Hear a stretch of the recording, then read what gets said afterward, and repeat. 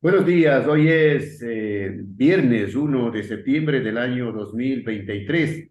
Transmitimos desde Cuenca Patrimonio Cultural de la Humanidad. A esta hora saludamos y damos la más cordial bienvenida a Alejandra Santillán, con una maestría en sociología, doctorante de estudios latinoamericanos de la Universidad Nacional Autónoma de México, UNAM, integrante del colectivo Yes Unidos y directora del Instituto de Estudios Ecuatorianos. Alejandra, buenos días, gracias por aceptar la invitación. Hay dos temas que voy a plantearle para que nos dé su lectura, sus puntos de vista. El uno es sobre la consulta popular, sobre el Yasuní, la consulta popular, y ya se pronunció el pueblo ecuatoriano, ya asistimos a las urnas y mayoritariamente dijimos sí a la naturaleza y no a la explotación de petróleo en una zona sumamente delicada, única en el mundo. Alejandra, ¿cuál es su criterio sobre este tema? Iniciemos por allí.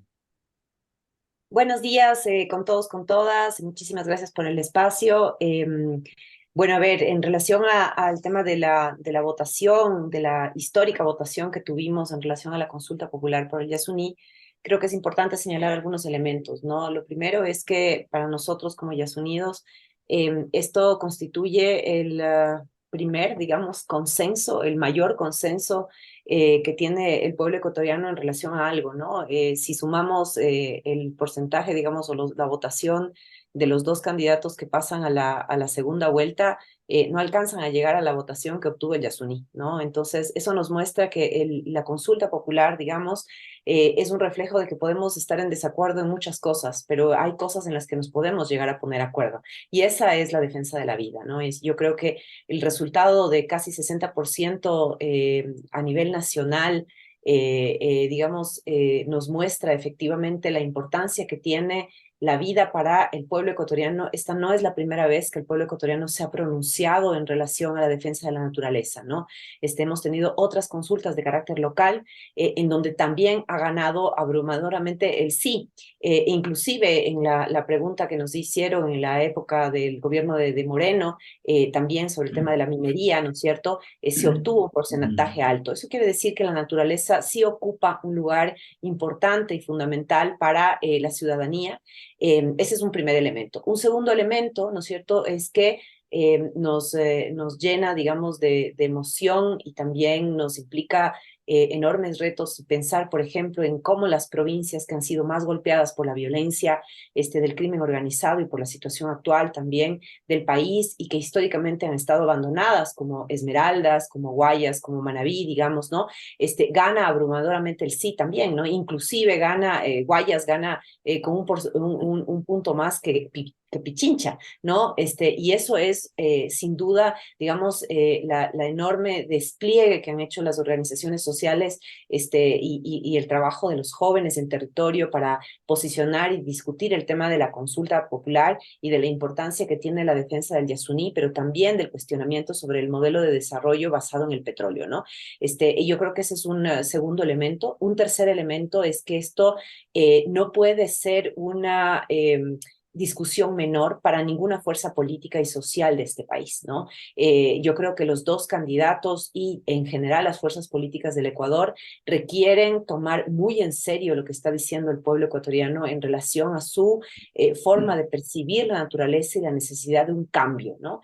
Y en esa medida, digamos, nosotros creemos que el Ecuador está a las puertas, digamos, o hacer las cosas como siempre las ha hecho, digamos, subordinar este tipo de discusiones, ¿no es cierto?, pasarlas por alto y que no se tomen en serio a pesar de la abrumadora respuesta en el 20 de agosto, o tiene la posibilidad de que es algo por lo que nosotros vamos a seguir luchando, ¿no? De instalar una discusión fundamental en el Ecuador, y es qué vamos a hacer cuando el petróleo se acabe, qué vamos a hacer en las condiciones de colapso ecológico y qué vamos a hacer con un modelo que ha sido además desigual e injusto para el conjunto de territorios, digamos, del Ecuador, y que no ha resuelto los problemas de pobreza y desigualdad, ¿no? Yo creo que ese es un elemento que amerita que pongamos la atención, la energía, la creatividad, la inteligencia colectiva para empezar a hablar de transición social, ecológica y justa en el Ecuador, y de imaginarnos esas alternativas, no solo para resolver el hueco del 0,5 o el 1%, digamos, del presupuesto general del Estado, que implica la no explotación del Yasuní, sino que nos implica también, ¿no es cierto?, pensar en alternativas que nos saquen de ese modelo que no ha resuelto los problemas del Ecuador, digamos, y que además de eso, ¿no?, tenemos el enorme riesgo de que los gobernantes de turno decidan que la siguiente opción es la minería, cuando ya ha habido también una votación, no solo la del Chocó Andino, sino la de Cuenca, la de Quimsacocha, que ratifican efectivamente que tampoco queremos minería, ¿no? Entonces Bueno, creo que son elementos importantísimos en este momento de la coyuntura. dicen que la voz del pueblo es la voz de Dios. Hemos ganado, o se ha ganado en el país varias consultas a Ujú. favor de la naturaleza, como en Cuenca, como en Girón, que han sido ejemplo, que han dado sus habitantes en defensa de la vida, de la flora, de la fauna, de las fuentes de agua.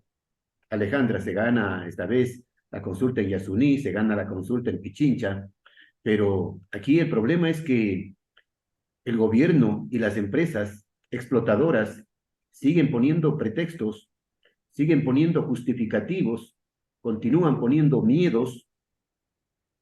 ¿A dónde vamos de esa manera si no respetan el pronunciamiento popular? Yo creo que lo que acaba de usted plantear, Jaime, es no solamente en relación a la consulta popular, en general, creo que es el clima en el que estamos viviendo en el Ecuador. Hay una absoluta y total desconfianza de la ciudadanía en relación a las instituciones públicas, y si es una desconfianza merecida, digamos, ¿no? Porque sabemos que la institucionalidad pública está atravesada no solamente por los intereses de las empresas, está atravesada ahora por el crimen organizado. Es evidente, digamos, lo que ha ocurrido en los últimos días en el país. Es escandaloso saber cómo la propia fiscalía investiga periodistas que están denunciando escándalos en relación al gobierno. Es escandaloso pensar que además hay una intervención sobre el Consejo de la Judicatura. Es escandaloso pensar que a pesar de todas las cosas, de todas las muestras que hemos dado de hartazgo, ¿no? Ocurran cosas como trasladar la violencia a Quito y a Cuenca con coches bomba y que nada pase, ¿no? Es absolutamente abrumador para el pueblo ecuatoriano saber que estamos en un estado de vulnerabilidad y de indefensión total frente al propio Estado que no ha hecho nada por resolver estos temas, y que además tiene, como las propias investigaciones lo han mostrado, ¿no es cierto?, una serie de vínculos con el crimen organizado y de situaciones opacas que no han sido esclarecidas para la ciudadanía, pero tampoco para las instituciones que se encargan de hacer investigación sobre el tema, ¿no? En ese sentido, digamos, para nosotros, el dictamen de la Corte Constitucional es categórico y es determinante. Y si es que el gobierno no cumple con eso, ¿no es cierto?, existen una serie de medidas jurídicas, digamos, que son posibles de desplegar para el cumplimiento de esto. La Corte Constitucional ha establecido elementos centrales en relación a la consulta popular y de ganar el sí, qué es lo que ocurriría, ¿no es cierto?, los plazos entregados por la Corte Constitucional, las necesidades de reparación a las comunidades y reparaciones justas por todos los perjuicios ambientales que han ocurrido, ¿no? Ha sido categórica. Para nosotros como Unidos, es inadmisible que el gobierno salga a dar declaraciones, luego retroceda, porque eso es lo que ocurrió, ¿no es cierto? Salieron primero a dar declaraciones, y no solamente fueron Unidos, fue en general la opinión pública la que les cayó, digamos, y que hizo que el gobierno retroceda en sus declaraciones y que se tome en serio, ¿no?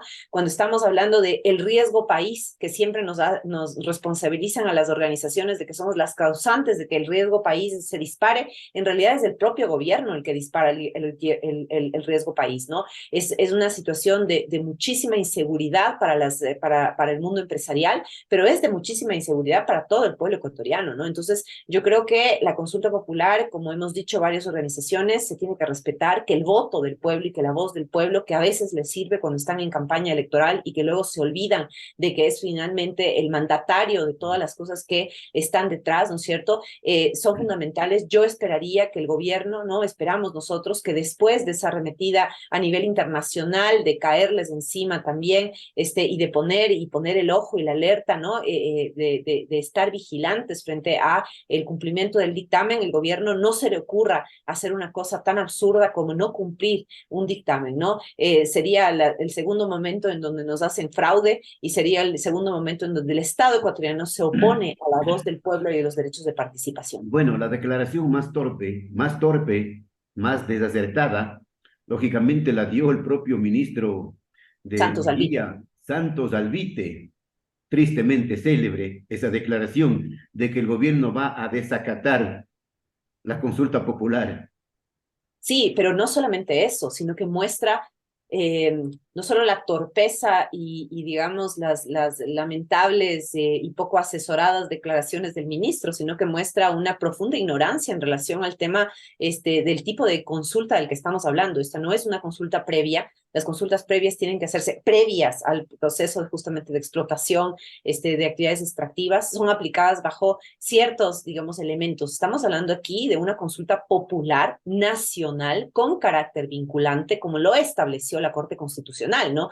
Entonces es un ministro que confunde, digamos, las consultas, ¿no? Yo esperaría que solamente esto tenga que ver con la ignorancia en relación a las consultas y no con una actitud de mala fe en relación a los resultados electorales, ¿no? Alberto Acosta decía que es propio de un defensor de las empresas explotadoras, tanto cuando está en el campo público, cuando está en el campo privado. Sí, de hecho creo yo que esa es una de las cosas que nos han traído a la situación actual del Ecuador. Es decir, ¿dónde está la defensa de lo público? ¿Dónde está la defensa de esa constitución que fue aprobada en el año 2008? ¿Dónde está el conjunto de sentencias y de dictámenes y jurisprudencia que se ha hecho previamente? Es decir, lo público en este momento está subordinado frente a los intereses privados, ya sean legales o ilegales, que estamos viviendo en el Ecuador, ¿no? Bueno, ha sido una victoria contundente, no solamente de Ellas Unidos, del colectivo, de un grupo de personas que han hecho grandes sacrificios, entiendo, sin recursos económicos para una campaña de concientización o concienciación. También ha sido un triunfo del pueblo ecuatoriano que ama la vida y lógicamente también ha sido un triunfo a nivel mundial de los defensores de la naturaleza. Así es.